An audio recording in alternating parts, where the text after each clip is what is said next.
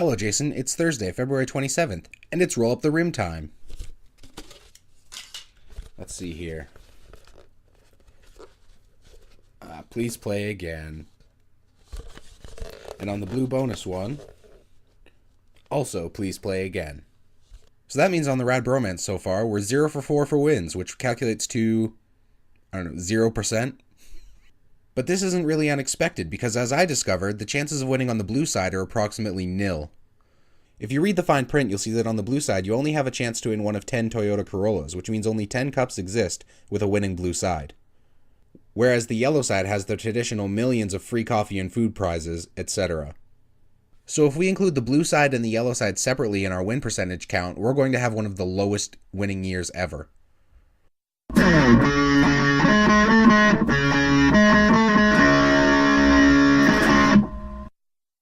And on a cheerier note, I'm going to start off today by making the remainder of my Oscar predictions, starting with Best Director.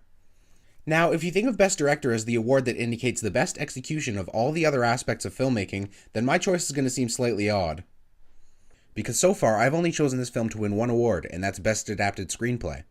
Which, if you've been following along, should be enough to tell you that I think that this award is going to go to Martin Scorsese for The Wolf of Wall Street. Now, my reasoning for this is very simple. Martin Scorsese, quite simply, was able to execute something more elaborate than any of the other directors were. Arguably, Gravity was a lot more complex overall, but the necessity of directing was a lot lower. And so for sheer effort, I think Martin Scorsese is the choice to win this year. For Best Actress, I'm going to go with Dame Judi Dench for her role in Philomena. I don't know if you've seen Philomena yet, but I definitely recommend that you watch it. The reason that I'm picking her for Best Actress is because in the film, she plays a character who you really want to just reach in and shake her and say, "Use some common sense, woman." And yet, despite all of her poor choices and naivety, you still pity her and want to protect her by the end of the movie. I'll talk more about Philomena later on, and that's not a spoiler, unless it is. But suffice it to say that Judi Dench played such a complex and engaging character that I have to give this award to her. For Best Actor, I'm going to go with Chiwetel Ejiofor for his role in 12 Years a Slave. Now, in my opinion, and the opinions of many of the critics I've read so far, 12 Years a Slave is a frontrunner for Best Picture, and that's due in large part to Chiwetel Ejiofor. Now, to be quite frank, he's an acting talent that I've had my eye on for a while, but he hasn't really been in the limelight that much. So it's nice to finally see him being recognized for some of his work. And while I do actually suspect that Matthew McConaughey is going to win this award, I had to go with Chiwetel Ejiofor because, quite frankly, I don't know if I'll get another chance. Side note, I also think it's downright criminal that Leonardo DiCaprio hasn't won a Best Actor Oscar yet. Though, compared to Wolf of Wall Street, I think he had a better chance of winning for either Catch Me If You Can or The Departed. So, I can't say with any amount of confidence that his dry spell is going to be broken this year. And that leaves just one category, Best Picture, but before I get to it, I'm going to do a countdown of what I thought of the 9 nominated films. So in reverse order, here they are, starting at number 9, Wolf of Wall Street. To be perfectly honest, I found it kind of hard to watch Wolf of Wall Street, which is to say, I kind of felt like I was going to fall asleep about an hour and a half through. And that's only halfway! Now, don't get me wrong, there were some redeeming qualities, but none of them were in the entertainment aspect of the movie. For example, Jonah Hill and Leonardo DiCaprio definitely worked well as a combination. And the level of choreography necessary for certain scenes within the film was just setting the bar way higher than I would have expected. But at the end of the day, where this film really falls apart for me is that, quite frankly, it doesn't mean anything. Spoiler alert for anyone who hasn't seen it yet, but basically the story is, you become an investment banker, you become addicted to drugs, you become addicted to money, you become extremely successful, you get caught, you lose everything, and none of it matters. Yeah, that's the movie. And so I found it very difficult to engage with the movie, hence my sleepiness. Coming in at number 8 is Gravity. Now, I know you really like this movie, Jason, but I have a lot of problems with it.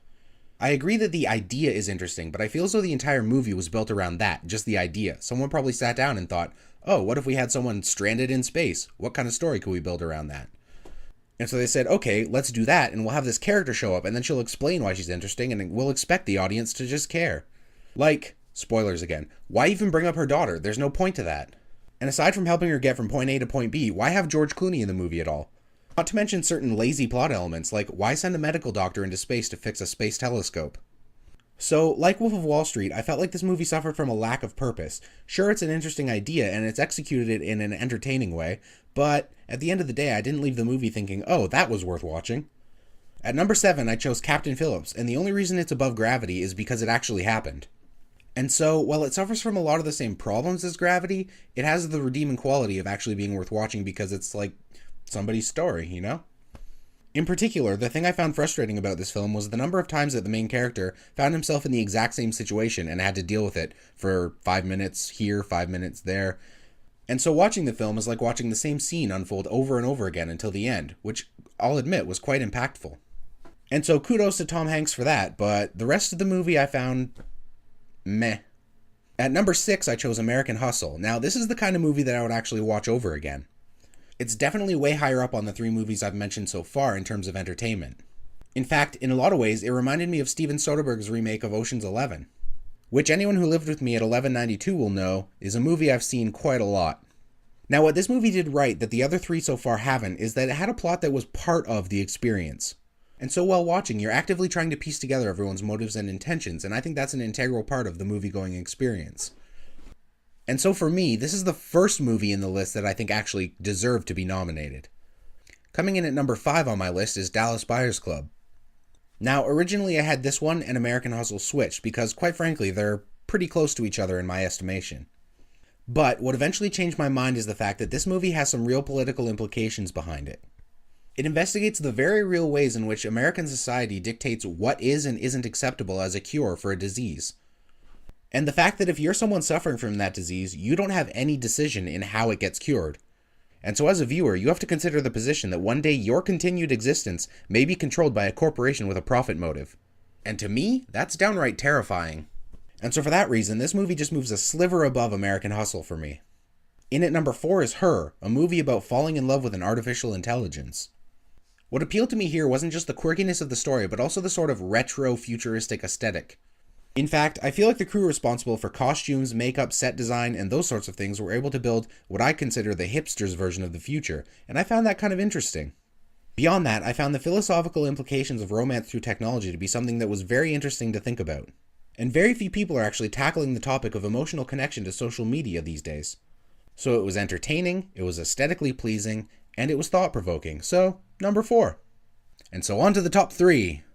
Coming in at number 3, I'm going with 12 Years a Slave. It would be higher up on the list for me personally if there weren't so many other movies sort of like it. In fact, when describing it to people who haven't seen it, I call it Django Unchained without the humor. But at the end of the day, I did feel a somewhat strong connection to this movie because of its historical perspective. Most of the time when dealing with slave narratives, modern-day writers will avoid the fact that free people were recaptured, brought to the South, and put back into slavery completely against their rights. And so while I feel like the movie 12 Years a Slave didn't do anything groundbreaking, it did add to the perspective that's necessary to understand slavery in its full context. On top of that, spoilers, we had Brad Pitt playing a Canadian who actually came in and helped the main character when nobody else would. And generally speaking, that's something I look for in a movie. Which means there's just 2 left. And at number 2, I'm going with Nebraska. Now, out of all the films nominated, I feel like Nebraska was the one that was most under the radar before the Oscars. In fact, it wasn't that big of a movie, and I don't think it was trying to be that big of a movie. Spoilers. It follows an elderly man who believes he's won $1 million as he ventures to try and claim this $1 million. But at the end of the day, what it's really about is trying to retain your pride as you, quite frankly, fizzle out. And so while the old man's quest on the surface may be for physical worth, it's actually about self-worth. And that's manifested in his relationship with his son. And so the reason that it's so high up on the list is because it resonated personally with my views on why people try to acquire wealth. Which is to say, a piece of paper that says $100 is not worth $100 to me, it's worth whatever you can do with it. Which means, number 1, my favorite of the 9 nominated films is Philomena, and I've already sort of touched on why. The main character, Philomena Lee, is suffering through, quite frankly, one of the most devastating psychological torments that anyone can go through. And the great thing about the movie is that through 2 different perspectives, it highlights the fact that it both is and is not her fault. And so by the end of the movie, you just want to break down everything this woman believes in and liberate her from her suffering. But at the same time, she's so connected to her suffering that if you did so, it would create an entirely new level of suffering. And yet, despite all of this, she has the most positive outlook out of any character in the movie. But that doesn't mean that Philomena is my choice for Best Picture, it just means that it's my favorite of the 9. In reality, I don't think Philomena or Nebraska have a chance of winning Best Picture. They're just not big enough productions for the Academy, which awards its own industry. And so my pick for Best Picture is one of the safer picks, 12 Years a Slave. And quite frankly, I'd be happy with it winning. Chess, knight from h2 to g4. And here's my progress on my puzzle. I haven't really done that much, but feel free to guess if you think you know what it is.